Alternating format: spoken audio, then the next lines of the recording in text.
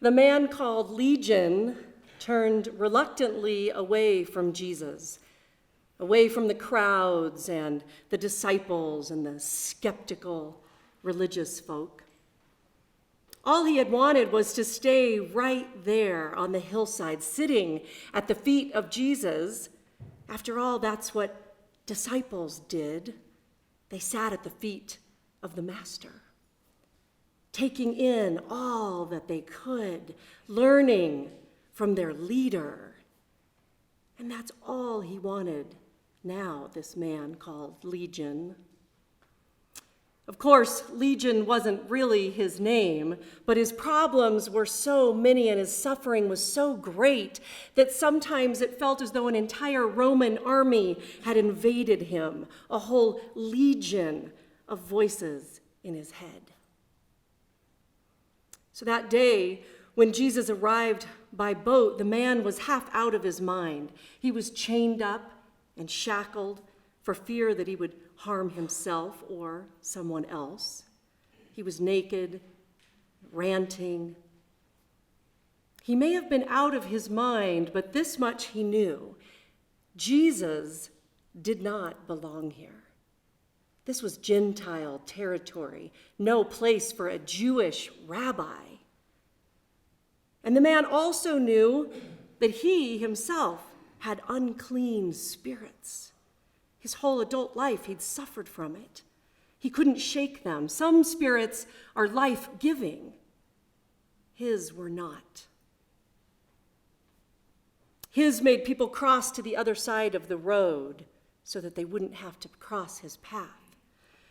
His made people wash even though they would never touch him. His forced him to live outside the city in the tombs because the townspeople were afraid of him. He was as unclean as they come. And yet this rabbi, this Jesus, crossed the Sea of Galilee with a purpose, as though he were looking for someone. He showed up in the midst of despair and suffering. And it's not as if the people there had asked him to come. They weren't even particularly religious, not at all, though they certainly believed in their demons. So when Legion confronted Jesus, calling him Son of the Most High God, where had that come from, he wondered.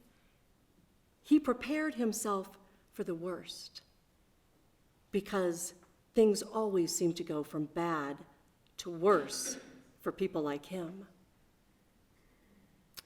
But what happened next, Jesus commanding the legion of demons to leave his body, flinging them into a herd of pigs who then chased themselves off of a cliff to their death, well, Legion never saw that coming.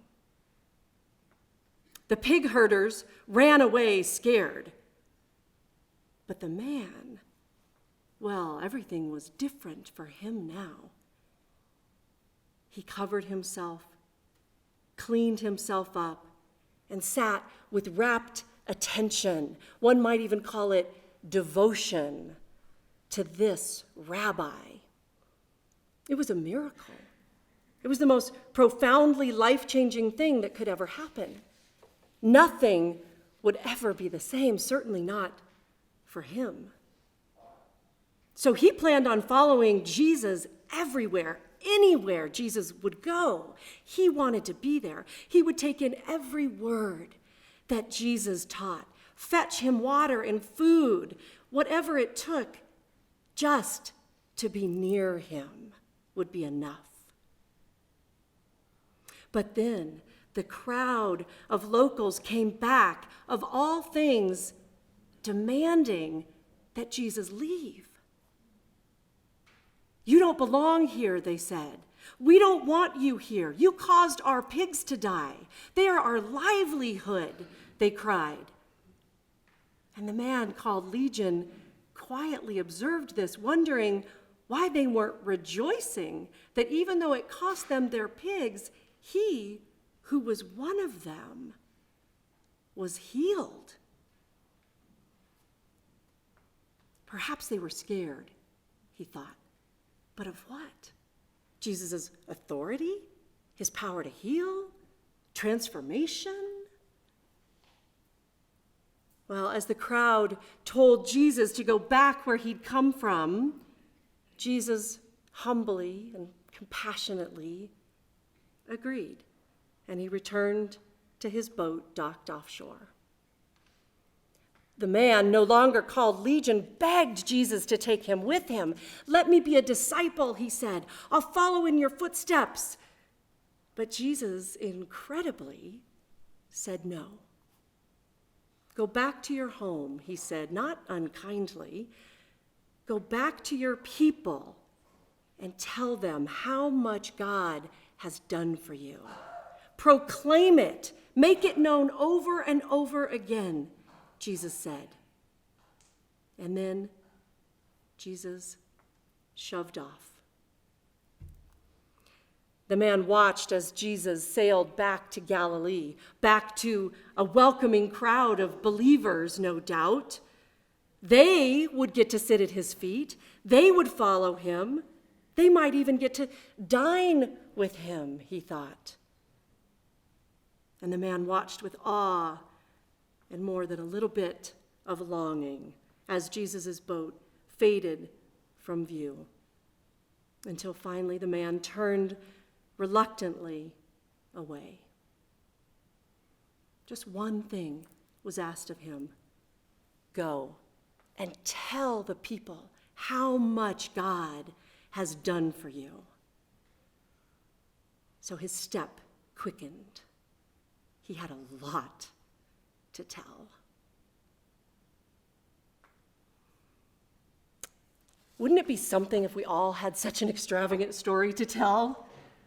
I mean, it's not every day that a healing takes place like that, much less one that includes livestock and demons and frantic townspeople. It's like a Broadway musical, or maybe even just a snippet in a Monty Python movie. But stories have such an authentic human experience to them, don't they? There's strong evidence, by the way, that suggests that stories are one of the most powerful ways we connect to other people. Jesus knew this. He was the master storyteller. His stories, his parables, are some of the greatest gifts that we have in our New Testament accounts of his life. So what's your story? And more importantly, maybe, how are you telling it? You know, there's a word that I think we Christians are absolutely terrified of. It's the word evangelize. Man, that's a scary word. I grew up going to church. I consider myself a lifelong Christian. It's just part of who I am. We raised our kids in the church. I pray, I study the Bible. And I realize that even now, as I stand here in an actual pulpit, it might seem crazy, but the word evangelize can terrify me. I think that it might be because as a kid, I lived across the street from Colorado State University in Fort Collins, and every year, a couple times a year, there would be a group of college students who would descend on the surrounding neighborhoods with pamphlets and Bibles in hand to evangelize. They'd stop us on the streets as a kid and ask us if we had been saved. And if we answered yes, then they'd ask a follow-up question. How do you know? Now that's a really scary question for a 6-year-old, let me just say. And at church, we also supported missionaries when I was a kid, and every once in a while, the missionaries would send letters back to the church, oftentimes with photographs of their own children playing in dirt lots in some exotic place far, far away. They were there to evangelize the local native people. And so I thought that to evangelize meant that you had to accost people on the street and pray with them, or you had to move someplace far, far away to convert the natives. And I thought that was pretty bizarre. It was a pretty bizarre way to live. To me, there wasn't anything admirable about it. I thought it was at best interesting and at worst a little bit weird. But then again, as a kid, anything that was different was at best interesting and a little bit weird, including the E word, evangelize. But I've come to think now of evangelizing, proclaiming the good news of the gospel, which is what that word means. I've come to think of it more as something that just relies heavily on our own stories. Now, I want you to hear what Paul said in the letter to the people of Thessalonica. This is the oldest book in the New Testament, by the way. It was written very early on after Jesus' death and resurrection. It was written as Paul and Timothy were founding churches and proclaiming the gospel. And frankly, the people there in Thessalonica were very enmeshed in the culture, and from the sounds of it, they were probably pretty disinterested in being converted. So they had their work cut out for them, these two, but listen to the way that Paul spoke to the people. He says, look, we have been entrusted by God with this message for you, and we could have been throwing our weight around or tried to come across as important, laying down the law with you, but we didn't. He says, we just took you as you were. We were never patronizing or condescending or demanding. And then Paul says this, we were gentle among you, like a nurse tenderly caring for her own children. So deeply do we care for you, Paul writes, that we are determined to share with you not only the gospel of God, but also our own selves, because you have become very dear to us. I mean, that's good. That's really good. Another way of saying this might be, we knew you needed time to absorb all of this, so we thought that the message would make more sense if you just saw us living it out in our lives. We're going to tell you our stories, but we love you too much to just throw it all out there. We're going to let our lives be our story. I think the college students in my hometown could have learned a thing or two from that. But they were focused on the message only. Are you saved? And without context, without a story, sometimes a message can get lost. As one writer I know said, what makes the gospel good news is the real life person who has been changed by it. That's you. That's us. We have been changed by the gospel. And the only real chance we have at helping others to change, helping them to find a sense of peace and joy that we know has made us better people, better wives, better husbands, better daughters, better friends, employees, business owners, parents. The only way that we can help others is by sharing our stories. And we do that by letting others see it lived out in our lives.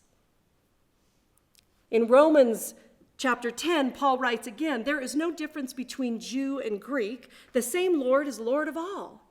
Everyone who calls on God shall be saved. But, he writes, how are people to call on God if they've never believed? And how are they to believe if they've never heard? And how are they to hear without someone to proclaim all that God has done? And how are they to proclaim unless they have been sent? Which brings us back to the man called Legion. As he watched Jesus' boat disappear in the sunset, he turned and headed home. Not to the wilderness where he so often ran to escape the demons, not to the tombs where the townspeople had banished him, but truly to his home. He walked with a new confidence, so much so that people in his hometown thought he was a stranger. His family and friends looked at him in disbelief. Here was a man transformed before their very eyes. And while he spoke under the watchful, skeptical eyes, they heard him say, "There is absolutely nowhere that God is not willing to go to find you. No place is God forsaken. No person is God forsaken. None of us is unclean, outcast, abandoned," he said. "No one is left out." He said all of this with an enthusiasm, but also with a new humility and with compassion. And they knew it to be true, because after all, here was a man, not Jewish, not religious at all, unclean for years, not wealthy, but not poor either, not from Galilee, not one bit special. In fact, they couldn't find one condition set forth in order that he should have received God's healing love. Not one. And the man, no longer called Legion, went all through the town proclaiming this good news. See, what makes the gospel good news is the real life person who's been changed by it. We have opportunities every single day to proclaim that good news, simply by the way we live our lives.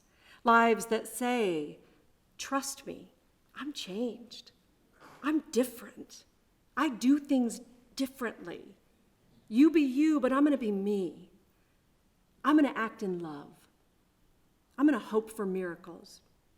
I'm going to fight for justice for people who can't fight for themselves.